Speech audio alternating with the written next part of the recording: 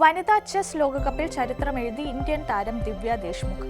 പരിചയസമ്പത്തിന്റെ കരുത്തിൽ പൊരുതിയ കൊനേറു ഹംപിയെ പരാജയപ്പെടുത്തിയാണ് 19കാരിയായ ദിവ്യ ദേശ്മുഖ് വനിതാ ചെസ് ലോക കിരീടം ചൂടിയത്. ആവേശകരമായ കലാശ പോരാട്ടത്തിൽ ടൈ ബ്രേക്കറിലാണ് ദിവ്യയുടെ വിജയം. ജൂലൈ 26, 27 തീയതികളിൽ നടന്ന മത്സരങ്ങൾ സമനിലയിൽ അവസാനിച്ചതിനു ശേഷമാണ് വിജയിയെ കണ്ടെത്താൻ ടൈ ബ്രേക്കറിലേക്ക് കടന്നത്. 28-ാം തീയതി നടന്ന സമയ നിയന്ത്രിത ടൈ ബ്രേക്കറിൽ ആദ്യഘട്ടത്തിൽ വീണ്ടും സമനിലയിൽ പിരിഞ്ഞു. എന്നാൽ റിവേഴ്സ് ഗെയിമിൽ ഹംപിയെ മറികടക്കാൻ ദിവ്യയ്ക്ക് സാധിച്ചു. ദിവ്യയുടെ കരിയറിലെ തന്നെ ഏറ്റവും വലിയ വിജയമാണിത്. അഭിമാനകരമായ കിരീട നേട്ടത്തിനുമപ്പുറം ഈ വിജയത്തോടെ ദിവ്യ ദേശ്മുഖ് ഗ്രാൻഡ് മാസ്റ്റർ പദവിയും സ്വന്തമാക്കി. ഇന്ത്യയുടെ 88ാം ഗ്രാൻഡ് മാസ്റ്ററാണ് നാഗ്പൂരിൽ നിന്നുള്ള ദിവ്യ. ഇന്ത്യയിൽ നിന്ന് ഗ്രാൻഡ് മാസ്റ്റർ ആകുന്ന 4ാമത്തെ വനിതയും.